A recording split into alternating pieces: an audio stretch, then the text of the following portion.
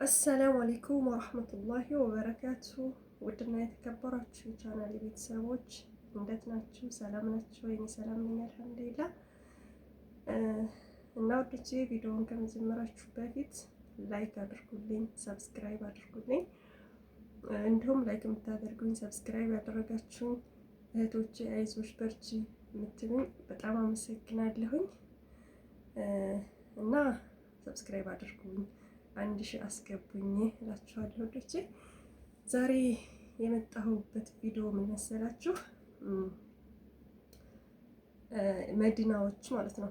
መዲና ያላችሁ አሁን በወጣው ቀራር ኢቃማችሁን ማስተካከል የምትፈልጉ ወይም ደግሞ በጠለም መታችሁ አሁን ህገ ወጥ ሆናችሁ ወይም ከከፊሎቻችሁ ወጣችሁ ጠፍታችሁ የምትሰሩ እህቶቼ አሁን በወጣው ህግ ማስተካከል እና ማሰራት የምትፈልጉ ግን ፓስፖርታችሁ እድሳቱ አልፎባችሁ ከሆነ ፓስፖርታችሁ ደግሞ ጠፍቶባችሁ ከሆነ የፓስፖርት ቁጥራችሁን የምታውቁ ከሆነ ኤምባሲዎቹ ወደ መዲና ሊመጡ ነው ማለት ነው። አልሰማንም እንዳትሉ፣ ይሄ ፉርሳ እንዳያልፋችሁ ማስተካከልና ማሰራት የምትፈልጉ እንድታሰሩ ነው ማለት ነው። የሚመጡበትንም ቀን ተናግረዋል፣ በፌስቡክ ገጻቸው ለጥፈዋል ማለት ነው። እና ምናልባት ፌስቡክ ምናምን የማትጠቀሙ ወይም ያላያችሁ ልጆች ካላችሁ የሚመጡበት ቀን በኢትዮጵያ አቆጣጠር 2017 ግንቦት 9 እና 10 ቅዳሜና እሁድ ማለት ነው። 2 ቀን አገልግሎት ይሰጣሉ። በፈረንጅ አቆጣጠር ደግሞ በፈረንጅ አቆጣጠር ደግሞ 2025 በ17 እና ሜይ 17 እና ሜይ 18 ማለት ነው። ቅዳሜና እሁድ 2 ቀን አገልግሎት ይሰጣሉ። የሚሰሩበትንም ገስር እንትን ብለዋል፣ እዛው ለጥፈውታል ማለት ነው።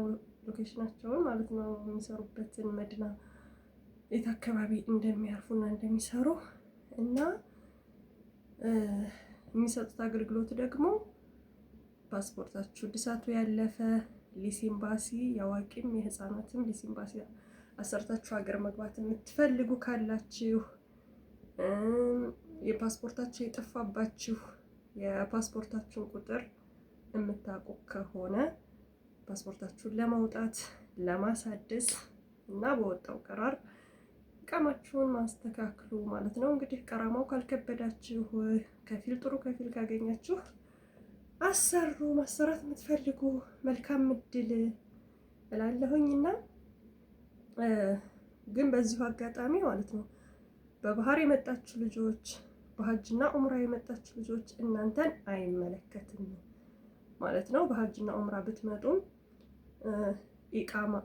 ኢቃማ እስካሌላችሁ ድረስ ሳውዲ አረቢያ ስትኖሩ ህገ ወጥ ሆናችሁ ያኔ ኢቃማ እስካላሰራችሁ ድረስ ማለት ነው። ግን አሁን በጠለም መጥተው ከክፍሎቻቸው በመውጣት ህገ ወጥ የሆኑ እነሱ ኢቃማ ስለነበራቸው ፓስፖርታቸውን አስተካክለው አሳድሰው ህጋዊ መሆን ይችላሉ ማለት ነው።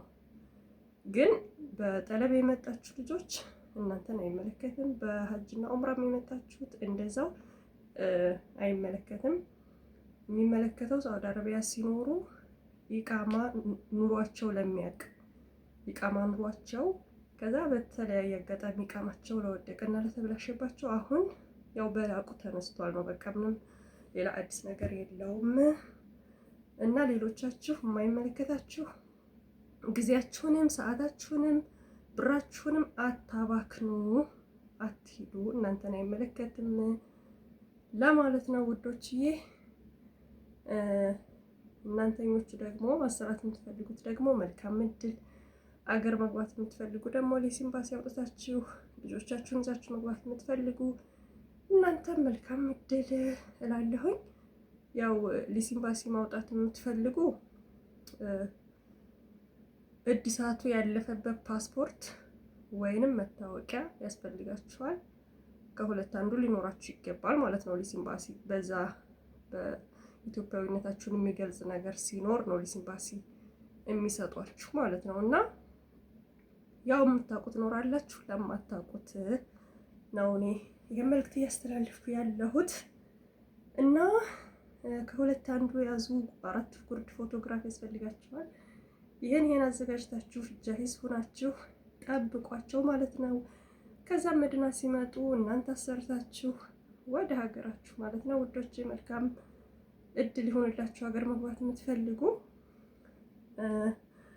እንዲሁም ደግሞ ኢቃማችሁ በላቅ የሆነባችሁ ከጠለብም የጠፋችሁ ማስራት የምትፈልጉም መልካም እድል እላለሁ ውዶቼ።